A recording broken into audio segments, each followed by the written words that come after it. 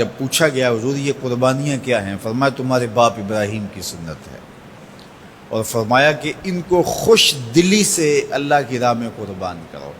قیامت کے دن یہ اپنے بالوں کے ساتھ، اپنے سینگوں کے ساتھ اور اپنے کھروں کے ساتھ آئیں گے، اور یہ بھی ارشاد فرمایا کہ کل پل صراط پر یہ سواریاں بن کے تمہیں پل صراط سے پار لگائیں گے۔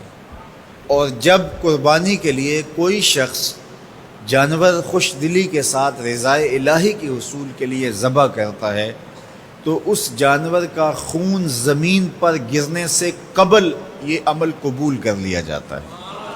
اور یہ بات بھی ذہن میں رکھیے گا کہ ایام نہر یہ 3 دن جو خون بہانے کے ہیں، 10، 11 اور 12 تاریخ، ان ایام میں آپ جو بھی عمل کریں، نماز پڑھیں اور دیگر صالح اعمال کریں، بہت قابل قبول ہیں اور اللہ ان کو قدر کی نگاہ سے دیکھتا ہے۔ لیکن ان ایام میں جو سب سے زیادہ اللہ کو محبوب عمل ہے وہ راہ خدا میں خون بہانا ہے، قربانی پیش کرنا ہے۔ تو قربانی کا کوئی اور متبادل نہیں ہو سکتا۔ کچھ لوگ یہ فلسفہ ان دنوں کے اندر بیان کرتے ہیں کہ 20-50 ہزار کی قربانی کرنے کی بجائے اتنے اگر کسی غریب کو دے دیے جائیں تو اس کے 2-3 مہینے خیریت سے گزر جاتے ہیں، اور وہ گھر کے اندر جو ہے وہ ضرورت کی چیزیں ڈال لے تو گوشت تو 2-4 دن کے اندر کھایا پیا جاتا ہے، ختم ہو جاتا ہے۔ لیکن اگر اتنے پیسے کسی غریب کے گھر دے دیے جائے تو یہ اچھی بات ہے۔ تو اسلام کب اس عمل سے روکتا ہے؟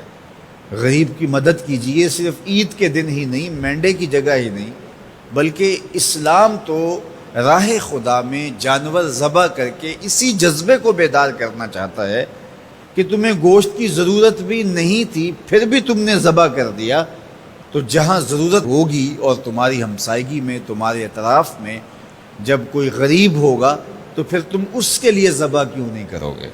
اس کے لیے تم قربانی کیوں نہیں کرو گے؟ اِثار کیوں نہیں کرو گے؟